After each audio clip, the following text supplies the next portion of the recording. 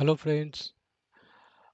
आज हम देखेंगे वेरिएबल में कैसे वैल्यू डाली जाती है और वो भी रन टाइम में, राइट। सो रन टाइम वेरिएबल असाइनमेंट कैसे होते हैं ना, हम प्रोग्राम को रन करेंगे, उसके बाद वेरिएबल को हम वैल्यू देंगे, राइट। तो इस टाइप का एक प्रोग्राम देखेंगे हम। तो सबसे पहले हमें क्या करना पड़ेगा, सबसे पहले हमें एक वेरिएबल लेना पड़ेगा जिसके अंदर हम वैल्यू को रखेंगे। So suppose it's name is a. अब देखो, हम अगर ऐसे रख देते हैं 5, तो इसका मतलब हुआ ना, we are declaring a variable integer type a, right, and we are assigning value 5, right. So same thing we can do, a equal to 5. So both are same, right. The difference is you declared separately and then you assigned value, right. So this type of assignment happens in, the static time. It's not the dynamic time. I mean, you are not putting value after run the program, right. So you are actually scripted this value inside the code, right. So ये तो हमने देखे हैं कि ये कैसे work करता है। तो अब हम देखेंगे, हम वैल्यू को ना यहाँ डालेंगे रन करते टाइम। जब हम रन कर देंगे तब हम एक ही वैल्यू को डालेंगे, राइट। तो उससे उसके लिए हम क्या करेंगे ना, उनको स्टैटिक वैल्यू नहीं देंगे शुरू से, राइट। अब तो ये जो लाइन हम अभी लिखे स्टेटमेंट्स जो है, ये स्टेटमेंट क्या करेगा ना, एक इंटीजर टाइप का वेरिएबल क्रिएट करेगा। और आपको मालूम है, जब वेरिएबल क्रिएट होता है तो क्या होता है ना, वो मेमोरी में क्या करता है ना, उसके डेटा टाइप के हिसाब से वो मेमोरी कंज्यूम करता है। सो ये वेरिएबल का नाम क्या होगा, सॉरी, ए। तो ए ने बुक किया है। अब इसका टाइप इंटीजर है, तो ये 4 बाइट की मेमोरी इस तरह से ये बुक करेगा। और मैंने बताया था हर एक बाइट में क्या होता है ना, एक एड्रेस होता है। और उसका जो यहाँ भी एक होगा, यहाँ भी एक होगा, तो इसका बेस एड्रेस क्या हो जाएगा ना, ये सब मिला के। तो अब हम ना ये बीच वाला पोर्शन निकाल देते हैं, और जस्ट समझने के लिए, ए कितने बाइट कंज्यूम किया हुआ है ना, ए ने 4 बाइट की मेमोरी कंज्यूम की है। और ये 4 बाइट मेमोरी का एड्रेस है A1, सपोज्ड, राइट। ओके। तो जब भी हम प्रोग्राम में ये लाइन करेंगे तो कंपाइल टाइम में ये आपको बुक हो जाएगा, ये मेमोरी। ओके। अब हम क्या देखेंगे ना, अगर मैं यहाँ ए की वैल्यू 5 देता हूँ तो वो 5 जाके क्या होगा, इसके अंदर एंटर हो जाएगा। बट 5 को मैं स्क्रिप्ट नहीं करना चाहता हूँ। आई मीन 5 जो भी डालेंगे ना, वो रन करने के बाद डालेंगे, राइट, आफ्टर रन। तो उसके लिए एक फंक्शन का यूज होता है जिसका नाम है scanf, राइट। scanf क्या करता है, देखो, scanf बोलते हैं आपको किस टाइप की वैल्यू डालनी है, तो वो फॉर्मेट स्पेसिफायर यहाँ देना पड़ता है। और कहाँ डालनी है, that means which type of value you need to put and where you want to put। तो हमें यहाँ सिर्फ ए बोलने से नहीं होता है। जब मैं ए को ए में वैल्यू डालना चाहता हूँ, ऐसा नहीं होता है। ए का मतलब होता है वैल्यू। और जब स्कैन करता है, स्कैनअप क्या करता है ना, वो मेमोरी में जाके वो लोकेशन ढूंढता है और उस लोकेशन में डालता है। तो इसीलिए हमें यहाँ बोलना पड़ेगा ना, एड्रेस, ये एड्रेस ऑपरेटर है। तो हमें बोलना है ए के एड्रेस में। सो मेमोरी में जो ए का एड्रेस है, उस एड्रेस पे मुझे इंटीजर टाइप वैल्यू मैं स्कैन करना चाहता हूँ, वो जाके उसके अंदर वैल्यू स्कैन हो जाना चाहिए, राइट। तो ये एक प्रॉपर लाइन हुई। अब देखते हैं, फिर ये लाइन जब हम रन करेंगे, अभी तो ये फंक्शन है, इसीलिए इसको कंपाइल करोगे तो कुछ नहीं होने वाला है, राइट। कंपाइल करोगे तो वो क्या करेगा, एरर चेक करेगा सब कुछ सही है कि नहीं, ये सब चीज़ चेक करेगा। और अगर सब कुछ सही होता है तो ये लाइन पे सिर्फ मेमोरी बुक हो जाएगी, बट उसमें कोई वैल्यू नहीं जाएगी। सो रन टाइम में क्या होगा, ये लाइन वर्क करना चालू करेगा। तो ये क्या करता है, it waits until unless it waits the control it waits the control until unless you enter any value। वो भी किस टाइप की होगी, इंटीजर टाइप की। इसका मतलब क्या हुआ ना, देखो अगर मैं यहाँ प्रिंट टेप करता हूँ, एक प्रिंट टेप लिख दिया डन ऐसा करके, राइट, स्लैश एन, डन। तो अभी मैं अगर रन करूँ ना, अभी मैं रन करूँ तो क्या होगा ये प्रोग्राम। अभी सबसे पहले ये प्रोग्राम को सेव करके कंपाइल कर लेते हैं, राइट, कंपाइल किया। अब मैं जैसे ही इनको रन करूं तो सबसे पहला लाइन क्या काम होगा, ये लाइन तो काम नहीं करेगा, कंपाइल टाइम में तो बुक हो गया, ये लाइन वर्क करेगा। सो इनका मीनिंग क्या होता है ना, यूजर को वो स्टॉप कर देता है अनटिल अनलेस आप एक नंबर डालो। मीन यहाँ जो कंट्रोल ये लाइन के बाद ये लाइन पे आएगा, नेक्स्ट लाइन पे, राइट। तो ये लाइन का काम खत्म होगा तब जाके ये लाइन पे आएगा कंट्रोल, राइट। सो काम अगर खत्म नहीं होता है तो तब तक आपको ये लाइन दिखेगा नहीं आउटपुट में। सो कंट्रोल को ये लाइन से छुटकारा मिलना चाहिए, बराबर। Control should be released from this line. So control will be released after the task is completed. तो इनका जो रिस्पॉन्सिबिलिटी ये क्या है ना, ये कंट्रोल को स्टॉप करके रख देता है प्रोग्राम के अंदर। कब तक ना, जब तक आप एक नंबर नहीं डालो। और आपने जैसे ही डाल दिया तो वो नंबर का नंबर इंटीजर टाइप होना चाहिए, वो नंबर जो भी डालोगे, और वो नंबर को ए के एड्रेस में डाल देगा। अब ए का एड्रेस अगर आप देखोगे तो हमारे ए का एड्रेस यहाँ बना हुआ है, तो इस एड्रेस के अंदर मतलब इस ब्लॉक के अंदर डाल देगा। अब देखते हैं, तो इतना अगर मैं रन करूं तो आप यहाँ देखो, कंपाइल करते हैं यार एक बार, और अब हम रन करते हैं। तो देखो आपका अभी ये मालूम पड़ जाएगा, जो आपका जो प्रोग्राम रन हुआ ना, तो जो कंट्रोल है इस फंक्शन के अंदर घुस गया, और ये जो फंक्शन है ना इस फंक्शन में स्टॉप है। देखो यहाँ आपको कर्सर दिखेगा आउटपुट में, तो ये प्रिंट डन नहीं आया, देखा क्यों, क्योंकि अभी आपका प्रोग्राम खत्म नहीं हुआ, आप प्रोग्राम रनिंग मोड में है, right, your program is in running mode. तो कंट्रोल जो है अभी वो छूटा नहीं है यहाँ से स्कैन से। तो स्कैन क्या करेगा, जब तक आप नंबर नहीं डालोगे, जैसे मैंने डाला देखो यहाँ 12। अब 12 डालने के बाद एक एंटर मारना पड़ता है। क्यों एंटर मारना पड़ता है, क्योंकि हो सकता है आपने और एक नंबर डालना चाहते हो, इसीलिए एंटर मार के आपको टर्मिनेट करना पड़ता है। तो मैंने जैसे ही यहाँ 12 लिख के एंटर मारूँ तो आपका क्या होगा ना, कंट्रोल इस लाइन से छूट के फिर इस लाइन पे आ जाएगा, राइट। और जैसे ही इस लाइन पे आएगा, इस लाइन पे जब आएगा तो उससे पहले क्या स्कैन का काम हो गया। तो स्कैन क्या करता है ना, आपका दिया हुआ नंबर को ले जाके ए के एड्रेस में डाल देता है। तो ये लाइन जैसे ही कंप्लीट हो जाएगा, तो अगर हम मेमोरी स्ट्रक्चर में जाएंगे तो क्या होगा ना, इसके अंदर ना आपको 12 दिखेगा। हम बाइनरी कन्वर्ट नहीं कर रहे हैं, जस्ट समझाने के लिए। तो 12 इसके अंदर एंट्री हो जाएगी। तो वो देखते हैं।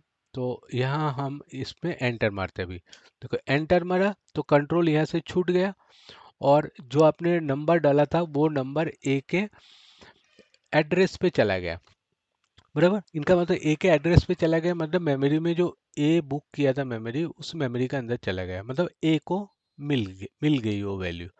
उसके बाद कंट्रोल यहाँ से छूट गया। नेक्स्ट लाइन क्या है, प्रिंट एफ डन। देखो प्रिंट एफ डन आ गया, ओके। अब हम, लेकिन आप एक चीज देखो, जब फिर दोबारा मैं जब रन करता हूँ, एक चीज देखना, दोबारा जब मैं रन करूंगा ना तो देखो आपका जो कंट्रोल है ना वो इसके अंदर ना, मुझे पता नहीं चल रहा है जो कर्सर यहाँ है या नहीं। मतलब आपका जो कमांड लाइन है, it is waiting to get a input from you, वो हमें मालूम नहीं पड़ रहा है, राइट। इसीलिए हम क्या कर सकते हैं ना, अभी इसको एक नंबर देके खत्म करते हैं और इनको क्लियर करके तो हम क्या कर सकते हैं ना, इसके ऊपर ना एक प्रिंट टेप लिख सकते हैं। प्रिंट एफ हम अगर ऐसे एक लाइन दे देते हैं ना, तो देखो देखने में आपको सब मालूम पड़ जाएगा क्या मतलब करना क्या है। तो हम क्या बोलेंगे ना, जो जगह पे हमारा कर्सर स्टॉप हो जाता है आउटपुट में, वो जगह पे उससे पहले हम ऐसा लिखेंगे enter, ENTER, enter a number. और पढ़ने में अच्छा रहे इसीलिए हम ये दे देंगे, और एक स्पेस दे दो, कुछ भी दे सकते हो, राइट। तो ये लाइन लिखने से क्या हो जाएगा आपका ना, सबसे पहले होगा प्रिंट, तो आपको एक एंटर ए नंबर करके आपको यहाँ दिखेगा। उसके बाद ये लाइन पे कर्सर रुकेगा नहीं, कंट्रोल नहीं रुकेगा, तो ये लाइन पे आके रुकेगी। तो यहाँ आपको मालूम पड़ जाए मुझे करना क्या है। सो एक बार ये प्रोग्राम को रन करते हैं। देखो देखो क्या लिखा है, एंटर ए नंबर। तो यहाँ तक आपका प्रिंट एप का काम था। ये स्कैन एप आपको यहाँ स्टॉप करके रख दिया। तो इसके अंदर जैसे ही मैं कोई वैल्यू डालता हूँ 55 और एंटर मारता हूँ, तो कंट्रोल वहाँ से छूट जाएगा और बाकी क्या लिखा हुआ है, डन। तो हो गया, उसके बाद कुछ नहीं है, तो प्रोग्राम टर्मिनेट हो गया, राइट। तो स्कैन एफ एक फंक्शन है जो क्या करता है, यूजर के पास से नंबर लेते हैं और रन करने के बाद, आफ्टर रन, तो वो जो नंबर आप डालते हैं उनको एक स्पेसिफिक वेरिएबल के एड्रेस पे ले जाता है, समझ गए। तो ये जगह पे वो वैल्यू को पहुंचा देगा। तो उसके बाद अगर हम ये डन के बाद अगर हम ऐसा कुछ लिखे, कुछ your your enter, enter value is, और यहाँ देंगे हम %d, राइट। और यहाँ देंगे a। तो हम क्या करना चाहते हैं, हम करना चाहते हैं ना, पहले ये प्रॉम्प्ट आए एंटर ए नंबर, जिससे हमें मालूम पड़े जो स्कैन में हमें कुछ करना है। जैसे आप वैल्यू डालोगे तो वो आपको आंसर क्या देगा, your entered value is %d a। अब ये जो a है, ये इसके अंदर तो आपका वैल्यू चली जाएगी स्कैन के द्वारा। फिर आप a को प्रिंट करोगे तो a के पास क्या मिलेगा, 12, जो डालोगे वो मिलेगा, राइट। तो ये हम देखते हैं, देखो एंटर ए नंबर और मैंने डाला 40। अब जैसे ही मैं एंटर करूं तो आपको क्या लिख के दिया, your entered value is 40, right. समझ गए। तो स्कैन इस तरह से काम करता है। तो इसी तरह हम हमारे पास जो कैरेक्टर भी होता है, तो हम यहाँ लिखेंगे कैरेक्टर सी। सो जैसे कैरेक्टर सी लिखोगे और यहाँ फिर ये कॉपी कर लो पूरा का पूरा, enter a character, CHRAC character, right. अब यहाँ आएगा आपका कैरेक्टर की वेरिएबल नेम क्या दिया था, सी, तो इसको हम CH कर देते हैं, CH। तो यहाँ क्या आएगा ना, address CH, right. Your entered character char is %C, क्योंकि कैरेक्टर का मॉडिफायर है, और यहाँ देंगे CH। तो ये प्रोग्राम को जब भी मैं कंपाइल करूँ, राइट, जब भी मैं कंपाइल करूँगा इस प्रोग्राम को, क्या आया देखो, कोई जगह पे कुछ प्रॉब्लम दिखा रहा है।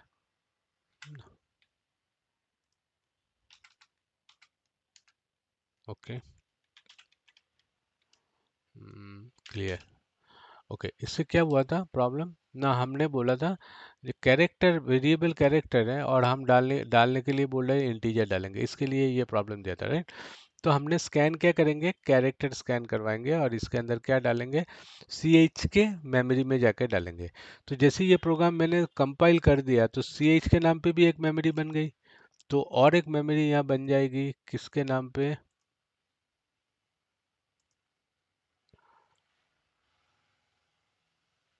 ना, ये कोई भी एक मेमोरी एड्रेस होगा, इनका कुछ भी नाम दे देते, ये 10, कुछ भी हम नाम दे सकते हैं, बराबर। ये प्रॉपर नहीं है, ये हम एग्जांपल के हिसाब से दे रहे हैं। और इसकी जो एक वेरिएबल नेम होगी उसका नाम है सी एच।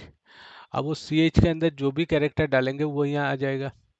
आपको पता है वो कैरेक्टर यहाँ डायरेक्ट नहीं आती है, कैरेक्टर का डेसिमल होता है, ASCII उसका बाइनरी होता है। बट हम एग्जांपल के लिए यहाँ बताने के लिए हम क्या करेंगे, डायरेक्ट कैरेक्टर को डाल डाल देंगे, राइट। अभी मैं अगर कुछ मैं डालता हूँ, जैसे पी डाल दिया तो यहाँ पी आ जाएगा, राइट। जो डालोगे वो आ जाएगा। सो हम यहाँ जाके देखते हैं।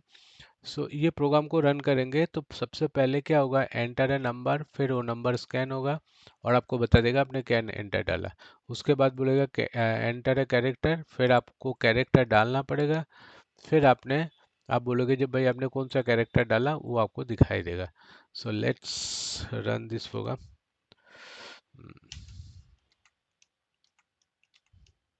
ओके, एक नंबर डालते हैं 10, राइट। अब देखो यहाँ एक समझने वाली चीज होती है। यहाँ क्या क्या एंटर ए कैरेक्टर बोला, राइट। बाद में ना ये लाइन पे ना कर्सर देखो जो रुकी नहीं है, वो सीधा आ गया इस लाइन पे।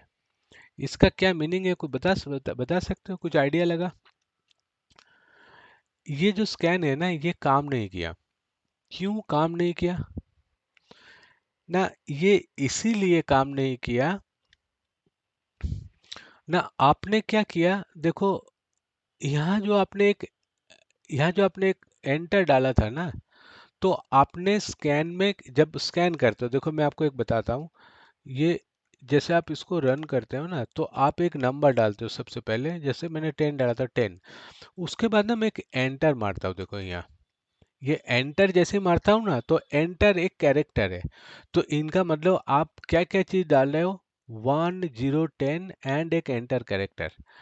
सो वो एंटर कैरेक्टर क्या होता है, वो अवेलेबल रह जाता है। तो ये स्कैनएफ को एक्चुअली क्या चाहिए होता है, कोई एक कैरेक्टर चाहिए। तो इनपुट बफर के अंदर ना वो एंटर कैरेक्टर मिल जाता है उनको, और जिसके वजह से ना ये और आपका काम नहीं करता है।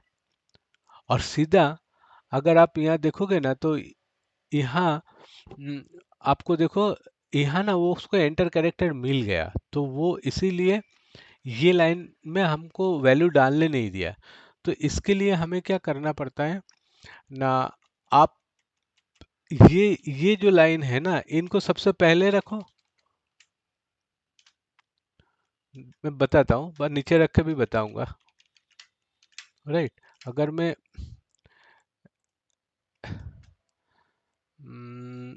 क्लियर, ओके, देखो अब कैसा पूछा, एंटर ए कैरेक्टर, तो रुक गई गाड़ी। तो मैं यहाँ क्या डालूं ना, कोई भी एक कैरेक्टर डालता हूँ, जैसे कि जी, और एंटर मारता हूँ। उसके बाद देखो योर एंटर कैरेक्टर इज जी, फिर बाद में देखो एंटर अ नंबर, तो एंटर अ नंबर में रुक गई। तो यहाँ मैं 10 डालूं और आपको जैसा मतलब एक्सपेक्टेशन है ऐसा ही हुआ। बट प्रॉब्लम है ना, इनको नीचे रखने से ये प्रॉब्लम कर रहा था, राइट। इसको नीचे रखने से प्रॉब्लम क्यों कर रहा था, ये आप समझ गए ना।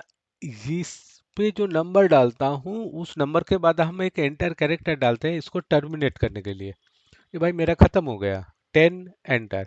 वो एंटर इनपुट बफर में पड़ा रहता है, और स्कैन क्या यहाँ क्या वेट करता है, स्कैन उनको इनपुट बफर में कैरेक्टर चाहिए। तो अभी अभी हमने एंटर डाल दिया तो ये क्या सोचता है, जो मुझे कैरेक्टर मिल गया ऑलरेडी, फिर बाद में यहाँ आ जाता है, राइट। तो आपको ये स्टॉप नहीं होता है। तो इसके लिए ना हमें आइदर उसको फ्लैश करना पड़ेगा मेमोरी को, या आप एक ट्रिक यूज कर सकते हो। वो ट्रिक है, आई थिंक, एक स्पेस दे देने से आपका काम बन जाता है। एक बार देखते हैं, राइट। एक नंबर डाला 10 या 12, देखो यहाँ रुक गई है, एंटर ए कैरेक्टर। अब मैं कोई भी कैरेक्टर डालूं के, तो आपको बताएगा। तो ये जो स्पेस एक डाल दिया ना, ये क्या करता है ना मेमोरी में, वो कैरेक्टर को फ्लैश कर देता है, राइट। तो जो भी एंटर आपने यहाँ डाले थे ना वो कैरेक्टर फ्लैश हो जाएगा और it will wait for a new character, right. तो ये इनका मतलब फंडा है। जब कैरेक्टर लेके काम करोगे और कोई नंबर के बाद अगर कैरेक्टर यूज करते हो या कोई कैरेक्टर के बाद और एक कैरेक्टर स्कैन करते हो तो भी आपको एंटर देना पड़ता है। सो वो एंटर को फ्लैश करने के लिए हम क्या करेंगे, इधर हम फ्लैश एफ फ्लैश करके आता है उस फंक्शन यूज कर सकते हैं, या हम ये एक ट्रिक यूज कर सकते हैं, सामने एक स्पेस दे देने से वो उनको फ्लैश कर देता है और वर्क करना चालू कर देता है, राइट। ओके, तो ये था आपका स्कैन, राइट। इसी तरह आप डबल फ्लोट वैल्यू लेके भी स्कैन करवा सकते हो, राइट। आप जब फ्लोट लोगे तो आपका मॉडिफायर क्या, फॉर्मेट स्पेसिफायर क्या होगा, द स्कैन एफ के अंदर परसेंटेज एफ लिखोगे, राइट। उस तरह से आप वैल्यू को स्कैन करवा सकते हो अलग अलग वेरिएबल के अंदर। Got it, okay. अब हम एक चीज देखते हैं, अगर देखो कभी हमने ना एड्रेस को प्रिंट नहीं किया, अगर मैं चाहूँ ये दो लाइन पे जो मेमोरी में एड्रेस मिली है वो एड्रेस कौन सा है वो अगर हमें जानना है ना, तो हम क्या कर सकते हैं, print print F DDRESS address of a variable, बराबर, address of a variable is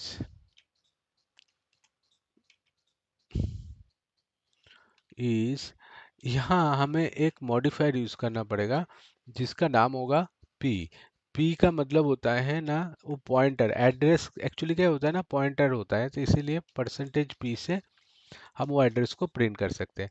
अब क्या प्रिंट क्या करोगे ना, मुझे प्रिंट करना है a का एड्रेस ना कि a। हम देखो यहाँ a प्रिंट किया था तो a का मतलब क्या होता है ना, उस पे जो वैल्यू है वो वैल्यू, मतलब वैल्यू का वैल्यू की रिप्रेजेंटेटिव है ए, वेरिएबल है। बट मैं ये लाइन पे क्या प्रिंट करना चाहता हूँ, ए का एड्रेस प्रिंट करना चाहता हूँ, तो कर सकते हो। उसी तरह मैं प्रिंट करना चाहूँगा सी सी एच का address, address of C H variable, right. तो यहाँ क्या आ जाएगा, सी एच। अब ये आंसर क्या देगा, ये दो लाइन, ये आंसर देगा आपका ये बेस एड्रेस देगा, बराबर। इसमें तो 4 बाइट है और एक कैरेक्टर है तो 1 बाइट है, तो ये 4 बाइट में A1 A2 A3 A4 है, बट बेस कौन सा है, A1। तो आपको आंसर में A1 आएगा, बराबर, और CH के लिए A10 आएगा। तो ये एड्रेस है, राइट।